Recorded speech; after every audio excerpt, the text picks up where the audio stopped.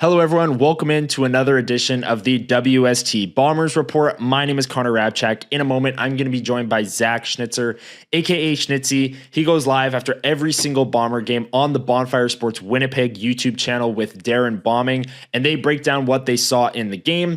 And he's nice enough to join me right here on the WST Bombers Report throughout the season. We've had an absolute blast, and I don't think we have had as much fun as we're about to have on this episode as the Bombers pick up a 40-3 victory over the Hamilton Tiger Cats. Let's bring him in, Zach Schnitzer. Zach, I know you're feeling good after that performance Saturday at Princess Auto Stadium. How's it going? Buddy, it's great. I mean, this is just one game, but sometimes one game can change the entire narrative of a season. I mean, the Bombers limped into this one. They miraculously beat Ottawa with 3 completions, coming in at 500, and then they're right on the razor's edge. Like, where is this season going to go? Here comes the Hamilton Ticats leading the East Division. You know, if the Bombers beat them, it's the first time they've beaten a team over 500 at the time. Yep. And what do? They absolutely curb stomped the Ticats 40-3, Connor. This game was never in doubt. You and I talked about this before we went live, that this game really felt like a throwback game for the Bombers back to like 2022 or 2023. And now they're sitting at 8-7 with an emphatic win, 3 games left going into the bye. They can run the table. We'll talk about this later. They could run the table, maybe host a playoff game. And the Grey Cup's at home, Connor. Look out, CFL. Zach Collaros playing like this. Look out. Yeah, and I said to you before we started recording as well, it's tough to take too much from 1 week of football because you never know. Maybe the Bombers just had a great week. Maybe the Ticats had, some team food poisoning the night before or something and just had a tough week. You never really know. But this game was almost so convincing. And it did feel so much like 2022, 23, and these dominant Bomber teams that we've seen over the years that it's almost like you have to take a ton from a game like this and what the Winnipeg Blue Bombers did in this one. So it was so impressive. I know you were there at Princess Auto Stadium. It was a gorgeous Saturday. I mean, 22 degrees and sunny, not a cloud in the sky.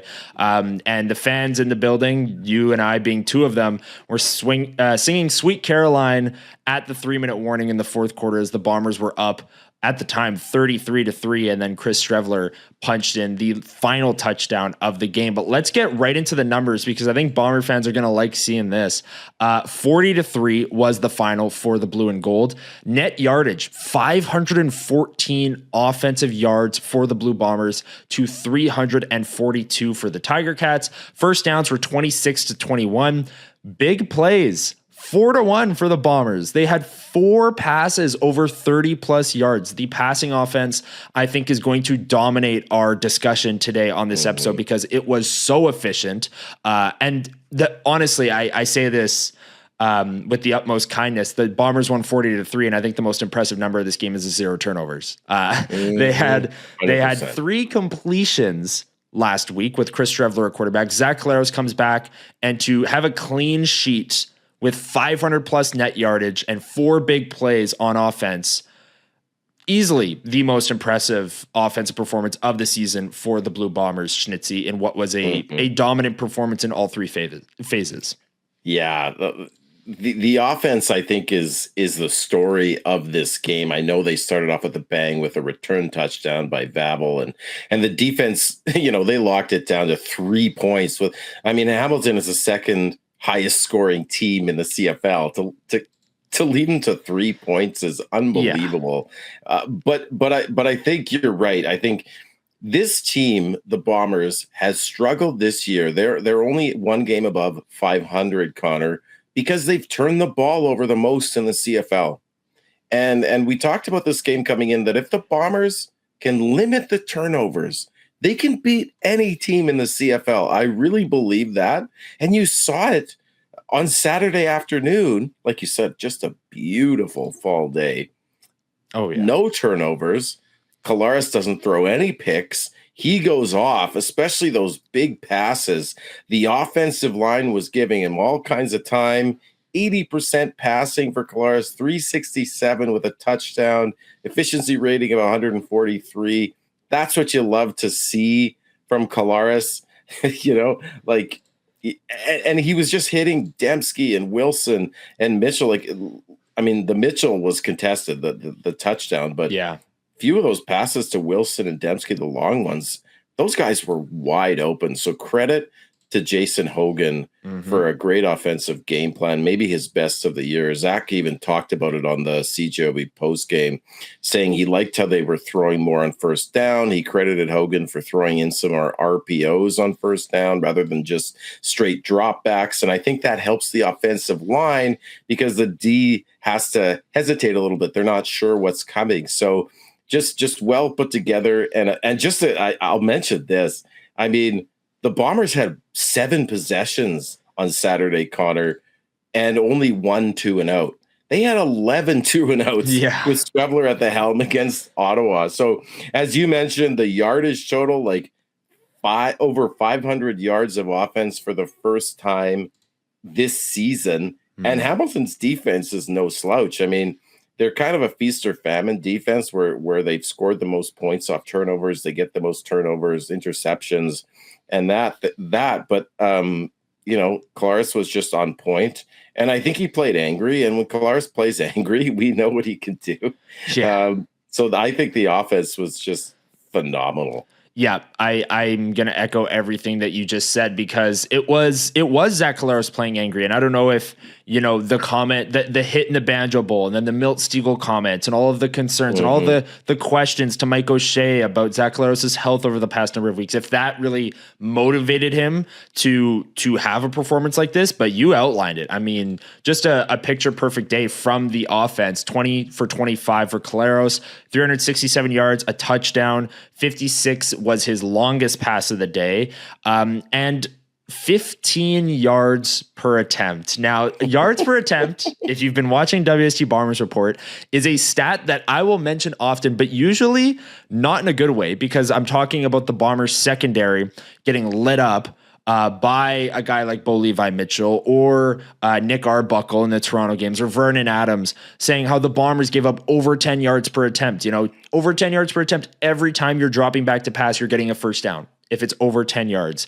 And the Bombers had 15 yards per attempt. For comparison, Hamilton in this game, one of the most prolific passing offenses in the league, 6.7 yards per attempt.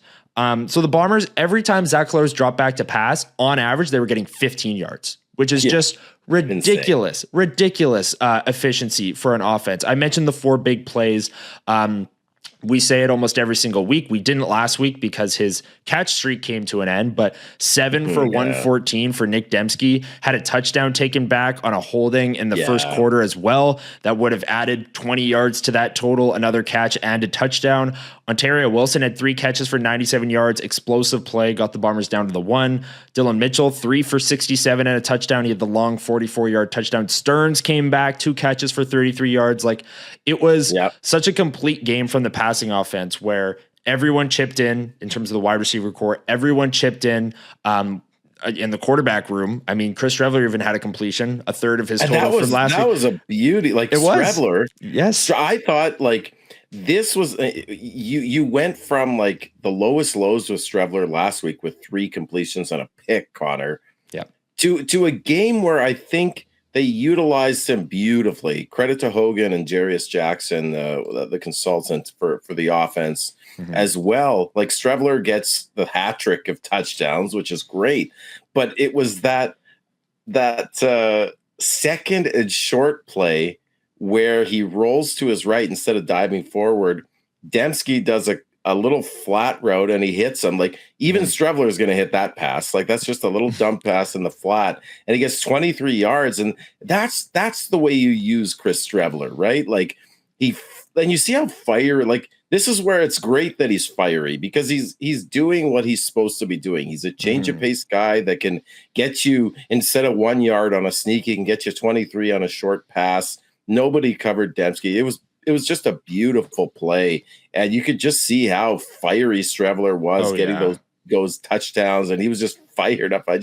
I loved how they used him, and I think that's exactly what you have to do with Streveler. Don't make him drop back. Don't put him in that position. Just short yardage and some gadget plays that he can execute. I just love to see that. And then Brady, right? Like, yeah, almost 100 yards. It's too bad he didn't get that extra 2. He got 98. He would have had his third straight 100-yard rushing game, but he was a beast. 15 carries for 98 yards, 6.5 yards average, which is great. Two 10-yard carries. And how about Dillon Mitchell, Connor? This is a guy who couldn't even crack the roster. The narrative around this guy versus Kenny Lawler was like, oh, the Bombers let Kenny Lawler walk, who's having an MOP-like season.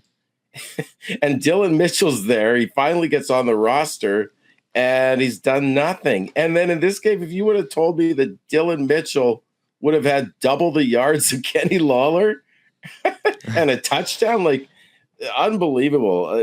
3 of 3 for 67 in the 44-yarder, which was a beauty throw by Zach Collaros.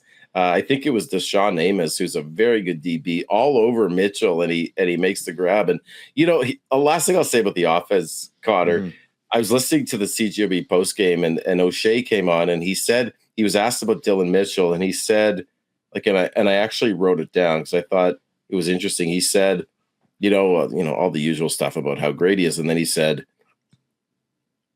he was where he was supposed to be. In other words, like, he actually ran the right routes. He lined up properly, which made me wonder if some of his struggles, especially early, was that maybe he just wasn't lined up properly, wasn't quite running the right routes.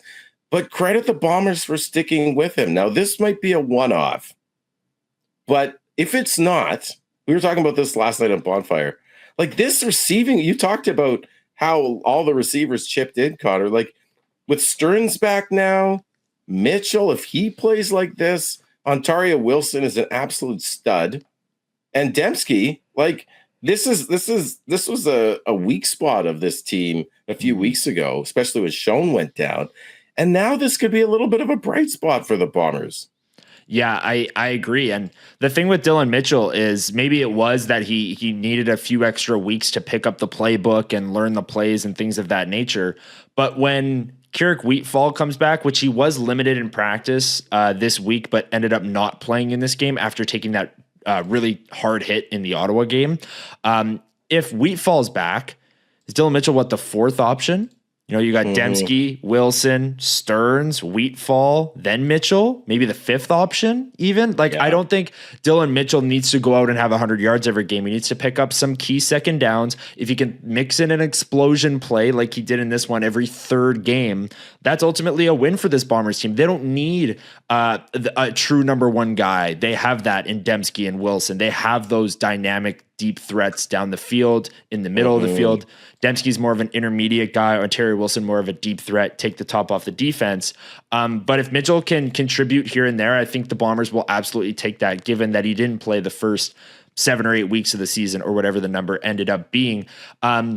Just real quick, last thing on the offense for me, love the creativity in the short yardage. You mentioned it, the second and short with Streveler rolling out. Absolutely love that. I'm an absolute sucker for creativity in short yardage unit. I just love that stuff. But anyways, that was a really nice play design. And then Brady Oliveira, you mentioned him 15 carries for 98 yards, also had 4 catches for 53 yards as a passer as well. So they're getting him the ball a ton. That's something early in the season we were saying, just give Brady the ball. Why is Brady not getting the ball as much? Well, these past couple of weeks, Jason Hogan is giving Brady Oliveira the ball, and it's turning out some good results for the Bombers offense. None better than this game where the Bombers put up 40 points.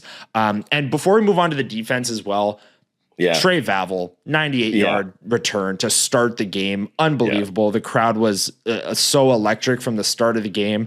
Trey Vaval's coming off the field goal return touchdown last week. So everyone, is kind of like, oh, who is this guy? Maybe if you're not a diehard Bomber fan, you're a casual Bomber fan, watched the game last week. Who's this 23? Who's this Vaval guy? you didn't miss him unless you were showing up late to the game in that one, because 98 yards, basically untouched to the house. He's got some crazy speed, and he's making people forget all about Janarian Grant, because he's taken things back right now. And again, I said this earlier in the year after the Toronto game when he had 2 return touchdowns.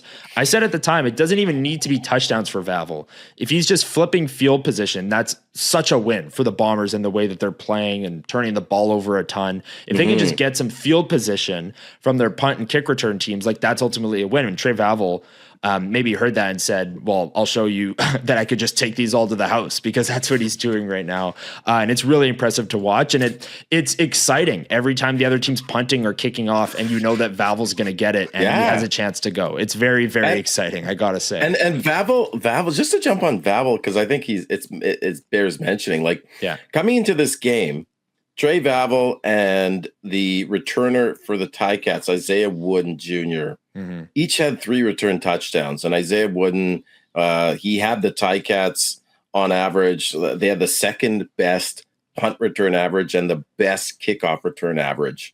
And not only did the Bombers cover teams really shut down Wooden, but Vaval outdueled him. Right now he has 4 return touchdowns, the most in the CFL. Now it's like, okay, this guy's a great story in Winnipeg. Well, now he's in the conversation as the most outstanding special teams player in the CFL, potentially the most outstanding rookie, and he's in sync with those blockers on the returns, because I rewatched that return a few times. He was untouched. Yeah, I mean, the lane there that the return team guys made for him, he even mentioned it in his post game, like, and I think he's a really likable guy. I think, like, every time he's interviewed, when he makes big plays, first thing he does is credit Mike Miller, the special teams coach. Then he credits the 11 other guys for making lanes for him. And he keeps saying, I just got to trust the scheme. And Miller told me, just trust the blocking. And so he's staying within the scheme. And it's just this really nice sort of orchestra working in sync with the coordinator in Miller, the other 11 guys. And it's very exciting. And like you said, Connor, like when you start a game that way, just the momentum that the team feels when they're sort of on the rope 7-7, where's the season going? And then they just didn't look back from there. Yeah, and I think something like that takes the pressure off the Bombers a little bit as well. Zach Collaros is making his return. Top team in the East is coming in. You won last week, but not in a sustainable fashion.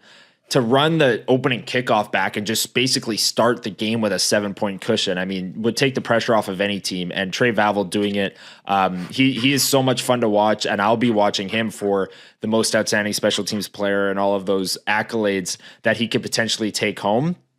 And we'll see, maybe down the line here. I mean, there's the stretch run and then into the playoffs. And if Trey Vaval has a return in the playoffs, those are things that will stick with a fan base forever. So we'll see if he can have one in a big moment coming down the stretch here. But that was a big one to start the game off with a kick return touchdown in that one. Before we move on to our segments, we've talked about the offense. We've talked about Vaval and the special teams units, which I agree, the blocking has been incredible for Vaval as well. So credit Mike Miller and the whole staff there.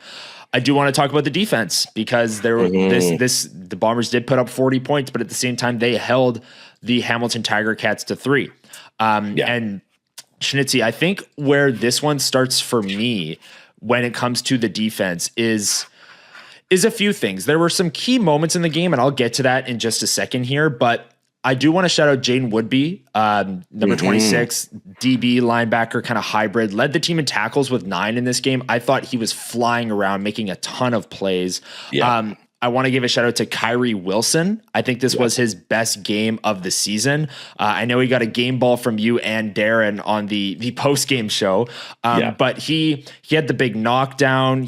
The first Ticats possession of the game, he tackled the running back on 2nd and 4, stopped him short of the line. Ticats end up punting, and all of those things. Like, he had an incredible game. The DBs, I wrote down in my notes as I was during the game there taking notes. that the DBs, I mean, they were trying their hardest, Hamilton was, to pick on the DBs with Kenny Lawler. They took 4 or 5 deep shots to the boundary, one-on-one. Our guy's taller than yours. We're going to throw it up. Stop him.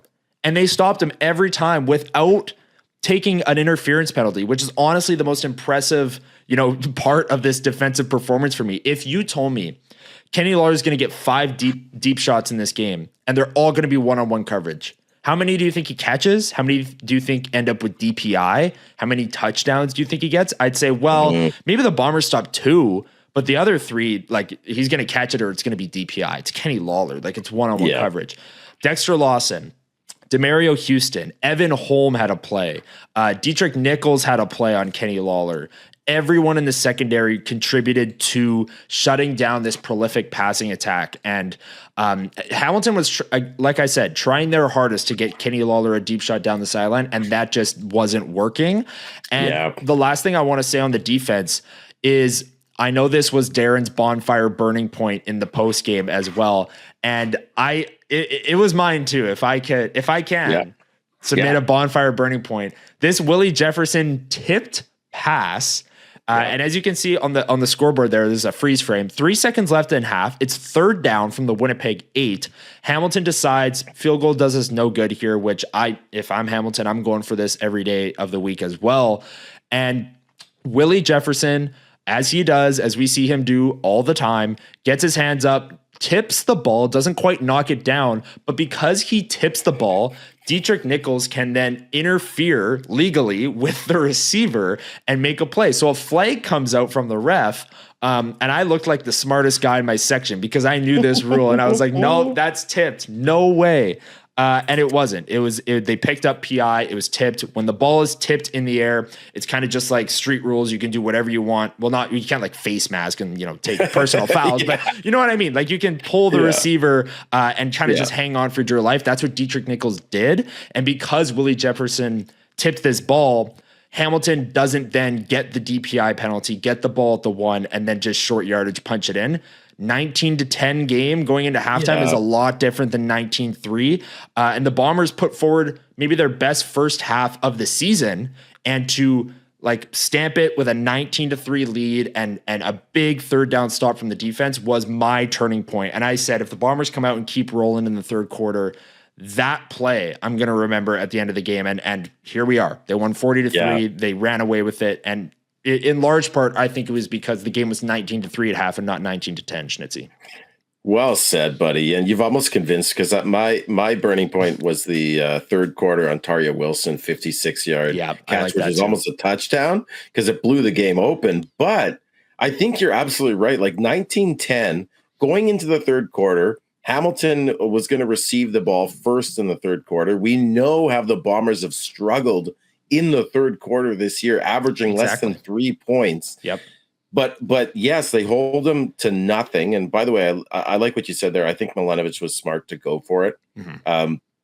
I don't think enough teams go for it on 3rd down. With the new rules, maybe they will. We'll get into that later next week. But and then the 3rd quarter. Well, look at what happens. The Bombers finally own the 3rd quarter. They score 14 points, the most they've ever scored in the 3rd quarter this year. Mm-hmm. And Hamilton gets 0. So another testament to the offense. But yeah, on the defense, I think that was absolutely crucial. I like what you said about going one-on-one with Kenny Lawler. That just seemed to be Hamilton's game plan. Like, let's just throw bombs to Kenny Lawler, and he's probably going to catch half of them, or he's going to get PI on the others, right? I mean, Dexter Lawson Jr. was a guy I was very nervous about coming into this game because I knew they'd put Kenny on him, and he held his own in spades, man. Like, he was such a stud, and Houston in there. Houston is turning into the DeMario Houston we knew well from 2023, who was an all-star and had the most picks in the league that year. But I just thought the defense was phenomenal tonight. 0-2 in the red zone for the Ticats. Now, okay, that might not seem like much. I just found this stat the other day about Levi Mitchell. In the red zone, he has 18 touchdowns and 0 picks. Wow. 77.4% for 317 yards. So he has the highest completion percentage the most yards in the red zone and the most touchdowns and 0 picks. He was over 2 in the red zone. The Bombers were great on second down. Hamilton 41% on second down. You talked about the yards per attempt. And then I like the D-line getting involved with 3 sacks, especially a guy like James Vaughters, who I've been looking for to pop all year. And he had a nice speed rush on the tackle there, and he smoked Bo Levi Mitchell legally, I should say. And that was a huge play in the game. So I know that the Bomber defense doesn't. They're not based on pressure. They're not a pressure defense. We've talked about this. They often only rush 3, and you can't really blame them because the secondary is maybe the best cover secondary in the CFL. Again, they didn't allow any explosion plays for the second time they played Hamilton in a row. Bows had no explosion plays of 30 plus yards. Yeah.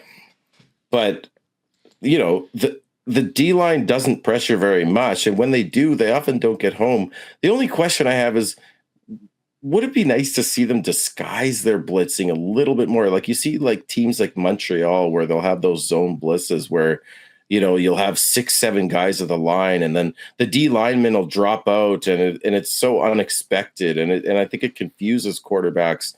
I don't see a lot of disguises, but what can you say, right? Like the defense has been locking it down for the past number of weeks, really limiting guys like the best passers in the league, Bo Levi Mitchell, Trevor Harris, they really limited. And yeah, Drew Brown got 406 yards, Connor, but he threw 2 back-breaking picks and only 1 touchdown.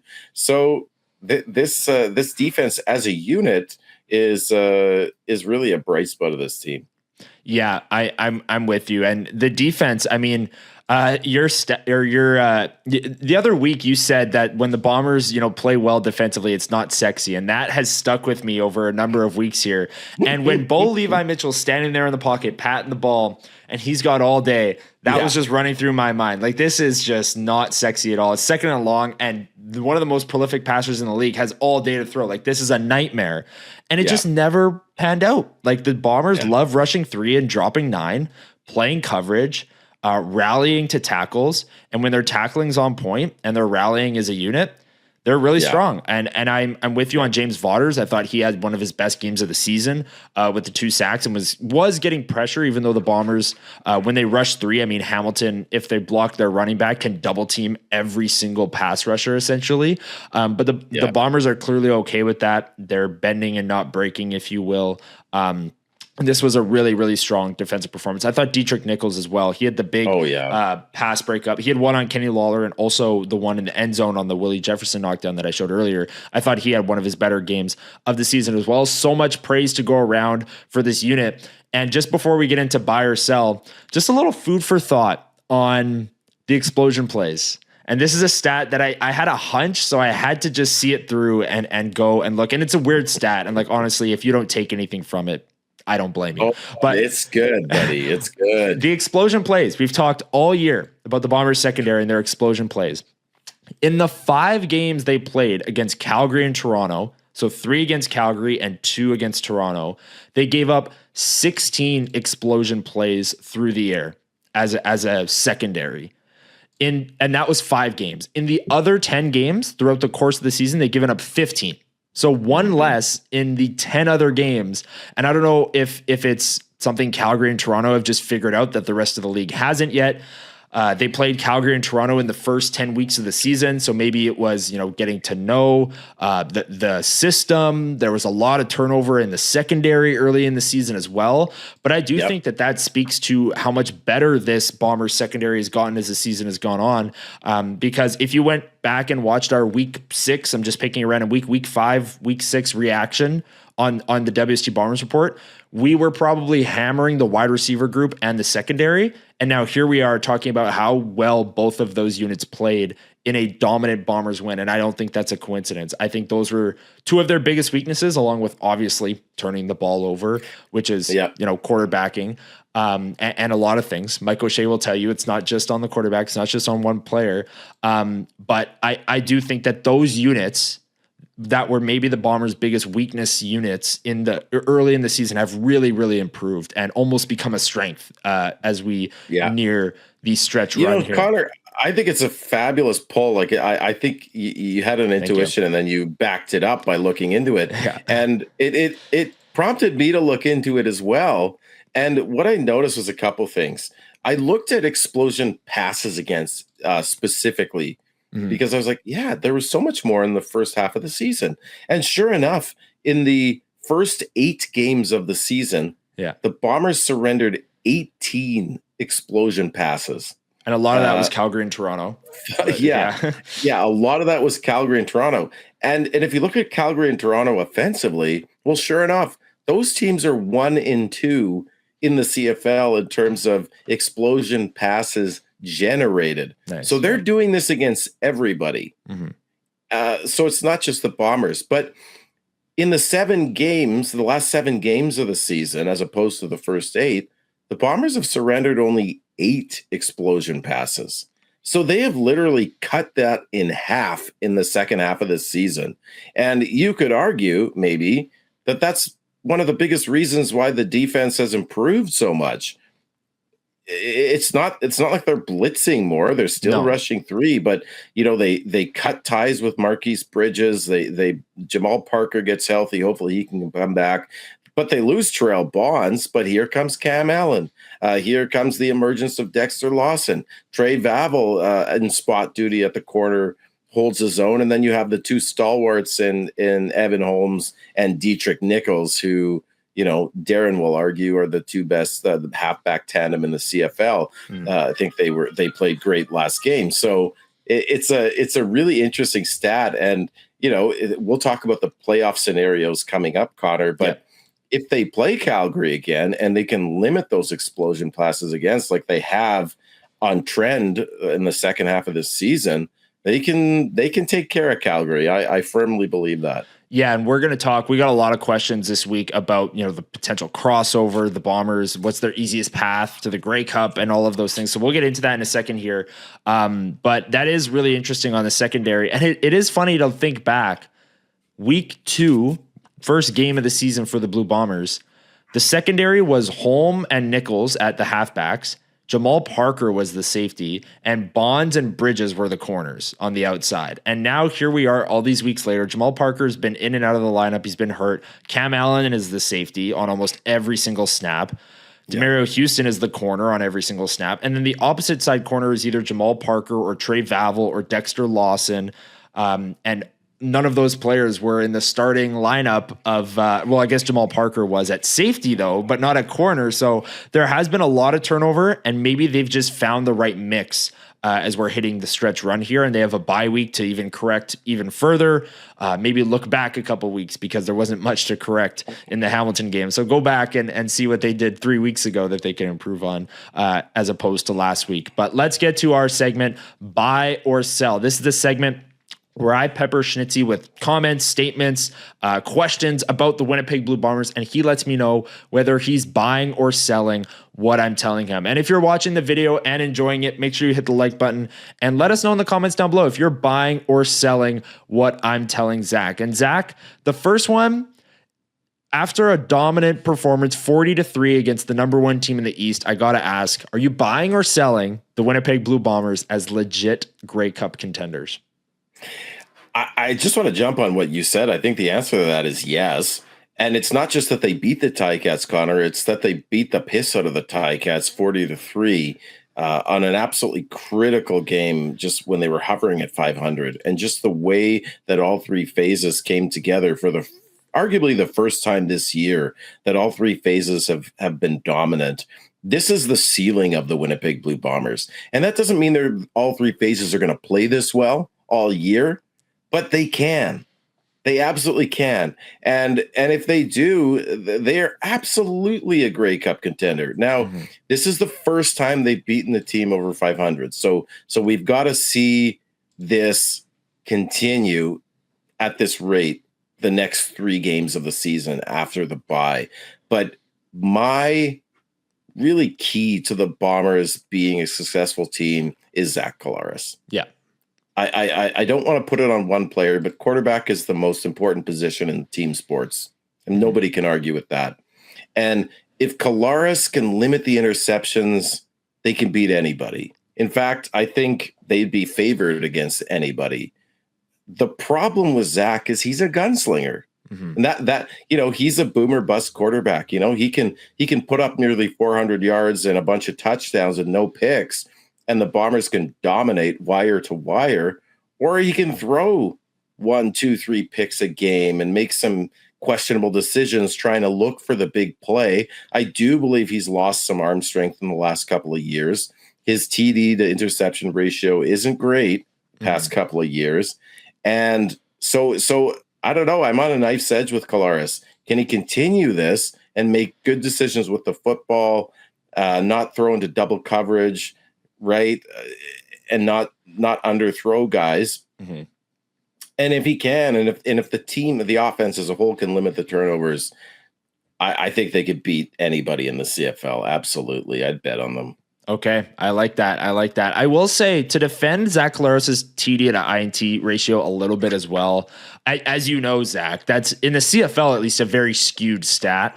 And I'm not by any means excusing, how Zach Collaros played in the first 10 weeks of the season, because we all saw it. I mean, they were turning the ball over way too much. The passing offense was not efficient enough.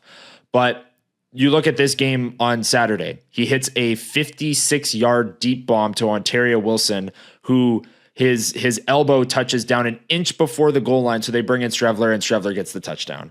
And then the Bombers come right back down the field, and Collaros is rolling right, and he hits Kevin Clercius, who catches the ball and is an inch short of the goal line and down at the 1. So Chris Streveler comes in and gets the touchdown. And it's like, fair.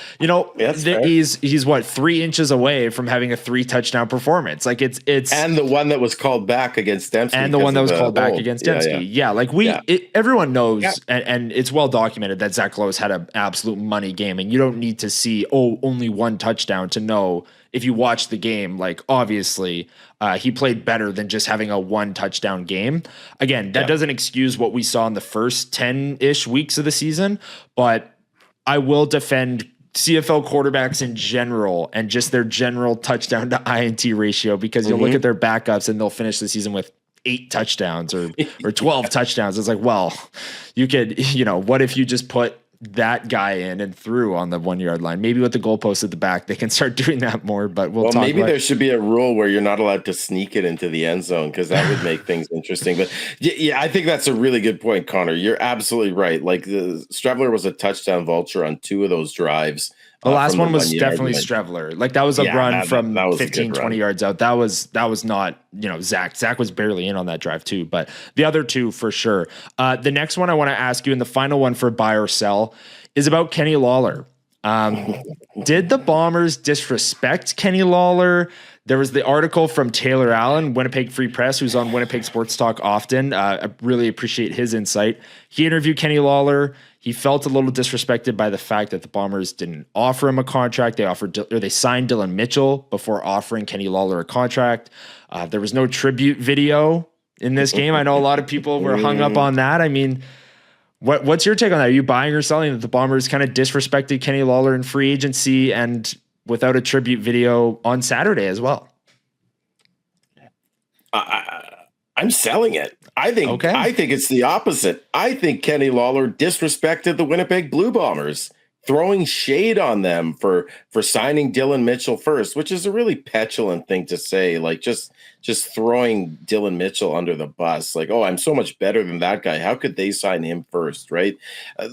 Talking about how the Bombers wouldn't support his private business is, there's so much, I'm sure, more context to that, right? Like, maybe he was going rogue, and Wade Miller wanted him to do it under the umbrella of the Bombers, right? There's some, and Kenny Lawler, it's kind of rich for him to say that, given how the Bombers bailed him out literally when he had a DUI, and then he couldn't get his act together, and he didn't get his work visa on time, so he was out for longer. Like, this is a guy who the Bombers have really babysat a couple of years ago. And this is a pattern from Kenny Lawler, right? He went to Edmonton in 2022. And what does he say when he first gets back to Winnipeg? oh, don't go to Edmonton. Like he throws them under the bus too. So it's very, unprofessional. Regardless of how you've been treated, you don't say things like that. You just stay classy, man. And he didn't do that. And I don't think he deserved a tribute video. He didn't get one in 2022 either, by the way. I'm almost sure of that. I checked with a couple of people around the league. So, you have to not disrespect your old team, and then maybe you'd get a tribute. Because stats wise, championships wise, he deserved a tribute video for sure. But I just think I will say I was not. If you asked me when I was walking up the steps at Princess Auto Stadium, will there be a Kenny Lawler, or are you expecting a Kenny Lawler tribute video today? I would have said no. That kind of came out of nowhere for me. Yes, he was a Bomber for a long time, very successful Winnipeg Blue Bomber for a long time.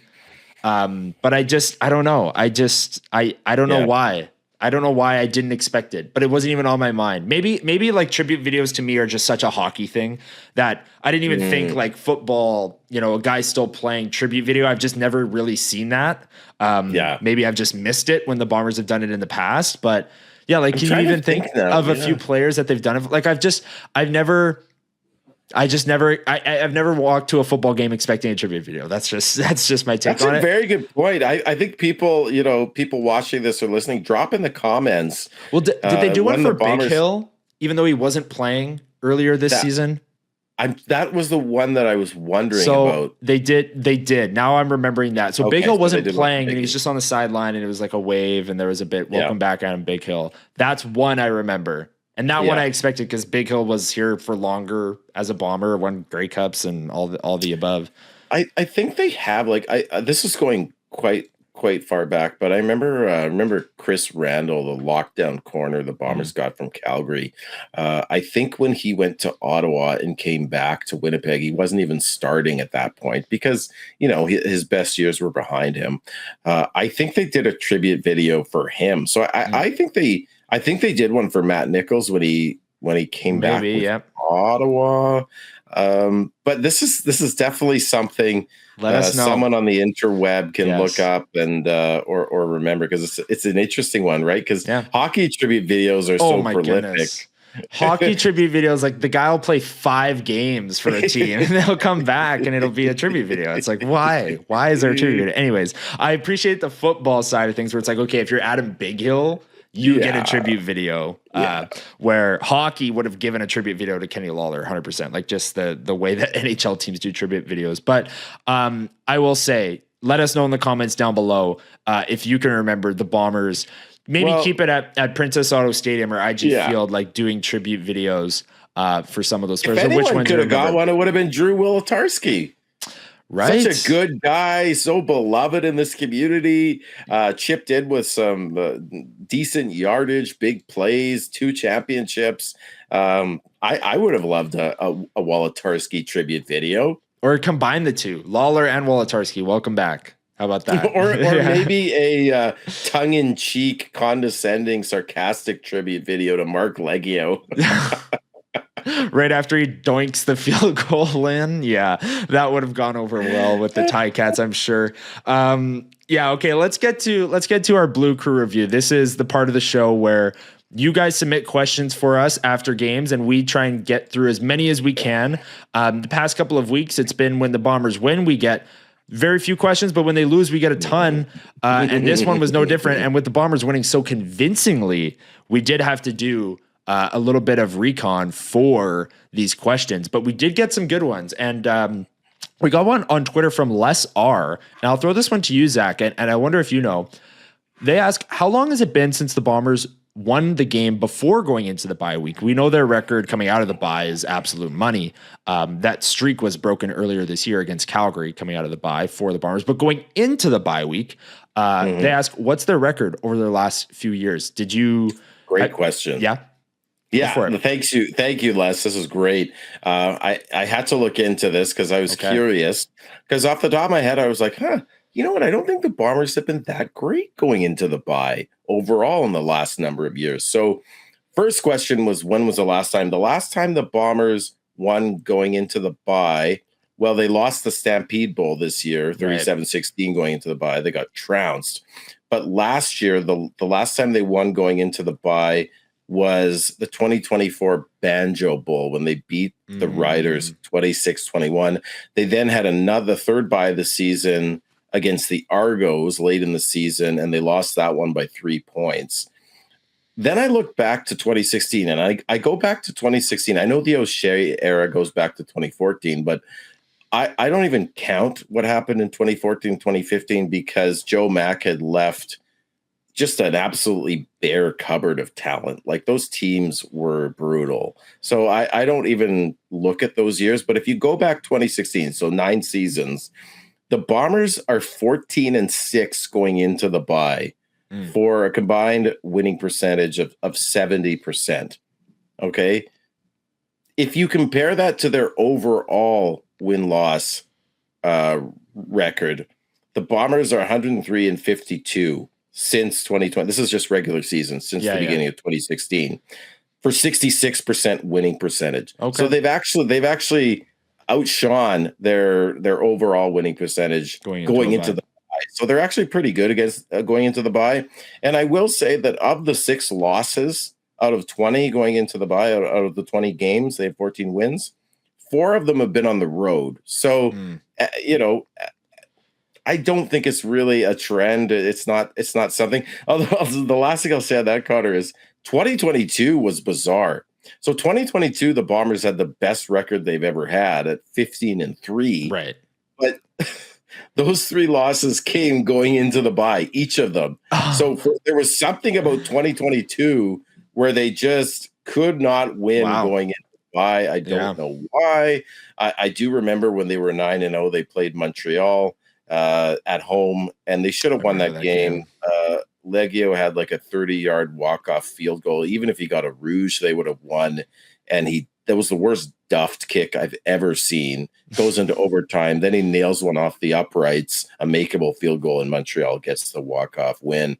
So that was just bizarre. I thought it was worth mentioning. Yes. And that was a great question from Les, because we know, like I said, the Bombers are so dominant coming out of the bye week. Mike O'Shea, the preparation that goes into those games, they're dynamite coming out of a bye, but going into it a little bit different. But good to know that the Bombers are also pretty darn good going into a bye, going all the way back to 2016. And obviously they got the win on Saturday heading into a bye, and they're feeling pretty good. They're going to get healthy and come back and play their final 3 games of the season. The last question, we're going to loop in 2. One is from Kevin, which is one of your buddies, Zach. And then the other one is Waiters, who, loyal WST asked the question in Discord. Kevin asked, how about, or he says, do you think an East crossover is actually an easier path to the Grey Cup? And then Waiters asks, what are the odds of the Bombers hosting a playoff game?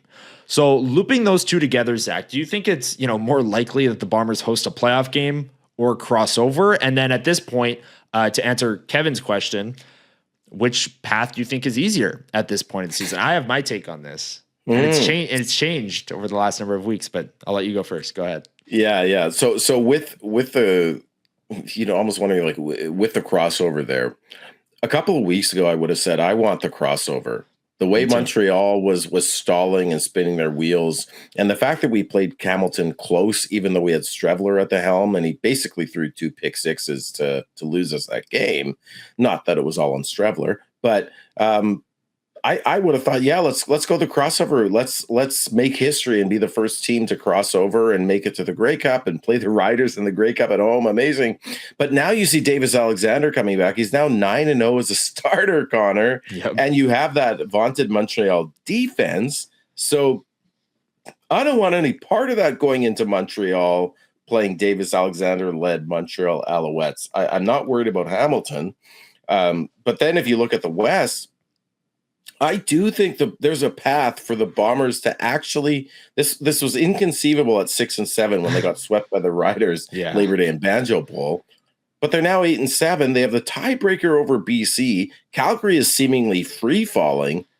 I think there's a path for the Bombers to secure second in the West Division. If you just look at the games ahead of us here, Calgary and BC play next week. We're on the bye. Someone's going to lose that game. We then go into Edmonton. Calgary has to go into Hamilton. Not an easy place to win. Yeah. Hamilton is still, even though we beat the tar out of them, they're still leading the East Division. And then the Lions play I think the Lions will run the table. I think the Lions end up at 11-7. And I think if the Bombers can run the table, so they got to go into Edmonton and beat a desperate Edmonton team, not going to be easy, but doable. Then they have the Riders at home. I don't think the Riders are going to win 3 straight against the Bombers. I think the Bombers can take that. And then they play the Alouettes, the Bombers do, at home, last game of the season.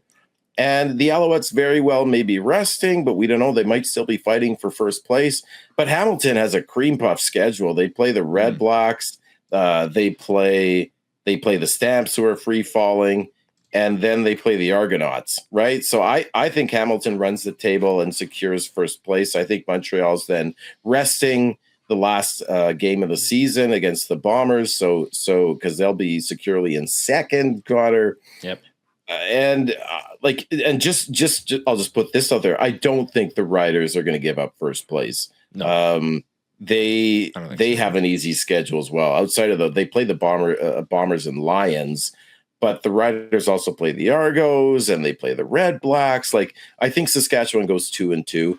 Calgary is the one I think actually probably ends up in the crossover. But then just to finish my point, if the Bombers get second place, they, I think, are looking at playing the Lions in the Western semifinal. And, you can say, we were talking about this off air, you can say, oh, Nathan Rourke's never beaten the Bombers, ever, as prolific as he is. But it's still Nathan Rourke, who, yeah, he wasn't the greatest against the Argos, but, he also put up 52 on the best defense in the CFL and the Stamps.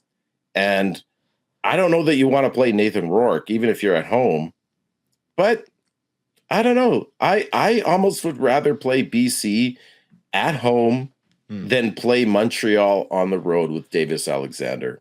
100% agree. 100% agree. And my thoughts, I mentioned it before they've changed on this. A few weeks ago, I 100% agree with you, Zach. I was thinking the Bombers should try and thread the needle enough to where BC passes them and they are better than Toronto to cross over because the East is looking wide open. Now, I think Montreal might be the best team in the CFL with Davis Alexander back. Like, I want no part of playing Montreal on the road to start the playoffs if I'm the Winnipeg Blue Bombers. So where I'm at right now with the Bombers and their schedule, or their standings going down the stretch here, is I do think that there's pretty good odds that they end up hosting a playoff game because of how much Calgary is free falling in the West. And here are the standings through week 17 of the CFL season. Saskatchewan first in the West at 10-4. Calgary's 8-6. Winnipeg right behind them at 8-7. Winnipeg is heading into the bye, of course. BC is also at 8-7, but the Bombers got the tiebreaker against them all the way back in week 3. Edmonton is at 6-9 at the bottom of the West. And then scrolling down to the East, you've got Hamilton in first at 9-6. Montreal at 8-7, and then the West to East crossover very much in play as Toronto is 5-10 and Ottawa is 4-10. So the Bombers, the Bombers and BC or Calgary, whoever, it's looking like there's going to be a crossover this year. But again, I think the Bombers coming out of the bye against Edmonton and then 2 home games against tough opponents, but definitely winnable games. There's a chance that they host a playoff game, which. Inconceivable a few weeks ago, like you said, Zach. Yeah, we were thinking the Bombers would maybe even miss the playoffs going into Ottawa a couple of weeks ago, Connor, at 6-7, the way Calgary had been playing and Saskatchewan. But let's just finish on this because I think this is just fun. Yeah. What if in a dream scenario, which is highly unlikely, what if the Riders lose out and the Bombers win out? Because I think if that happens, the Bombers are going to finish first in the West. That'd be so funny. 7th straight year because they've gone to 21, 22, 23, 24, 5th straight year. Sorry. Straight year. They would finish 5, they would finish first in the West, get that first round bye, and then host the West Final and the Grey Cup. You don't want to come to Princess Auto Stadium for a West final. But here's the thing. The Rough Riders play the Red Blacks. So you might think, oh, the Red Blacks, they traded Lorenzo Malden today. Like they're getting rid of assets. Yeah. They still have Drew Brown at the helm who can put up 400. And the Riders secondary is not very good. They give up a lot of yards. Yep. Then the Rough Riders are home to the Argos. And then you think, okay, yeah, they're going to crush the Argos. Well, the Argos are a tough out and they are fighting for their playoff lives. Even if they're not mathematically eliminated, they're probably not going to make it, but they're going to be fighting tooth and nail. Dinwiddie is a winner. He's not going to let them just rest on their laurels. And you saw the way BC struggled against Toronto this week, only winning by 5. And then the Rough Riders come to Winnipeg, and the Bombers are going to want to get their revenge. I think the Bombers are going to take that game. And then the Riders play the Lions, which is, I think the Lions will be fighting for a home playoff game at that point. So it is conceivable. And it would be a dream scenario, but the Riders could lose out. Bombers win out and host the West Final. I don't know. It's a dream scenario. Happen. It's very unlikely, but it is the dream unlikely. scenario. I will say as well, if the Riders go 0-2 in their next 2 against the Red Blacks and the Argos to set up that Bombers-Riders game, that place, Princess Auto Stadium is going to be bananas for that game, especially if the Bombers then beat the Elks and they have a chance to, tie the Riders in wins going into the final week of the season and even if you're making Saskatchewan play for something that late in the season, that's a win in its own. I think that would be incredible. But again, that's counting on the Red Blacks and the Argonauts to beat the Riders in back-to-back weeks. Highly unlikely, like you said. I agree, but absolutely a dream scenario. That was the Blue Crew review. Thank you to everyone who submitted questions. We really, really appreciate it. And if you're enjoying the stream, you made it this far, make sure you hit the like button down below. And we'll be back next Monday. We will have an episode, despite the Bombers being on the bye week.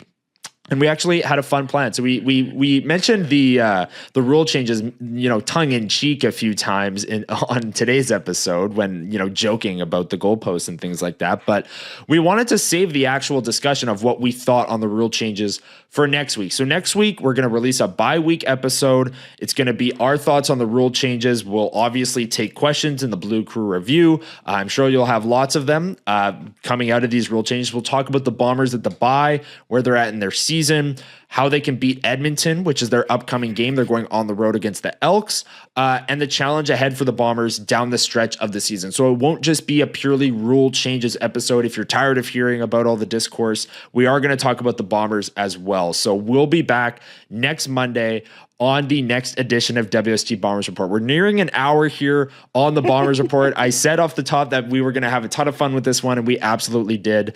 So thank you everyone for watching. If you made it to the end of the video, make sure you hit the like button, hit that subscribe, hit the notification bell so you don't miss all the great content we've got coming out on the Winnipeg Sports Talk YouTube channel, including WST Bombers Report every single Monday. From Zach Schnitzer, I'm Connor Hrabchak. We'll be back next Monday with another edition of WST Bombers Report on the rule changes, the Bombers at the bye, and so much more. Enjoy your week, everyone, and we'll see you Monday.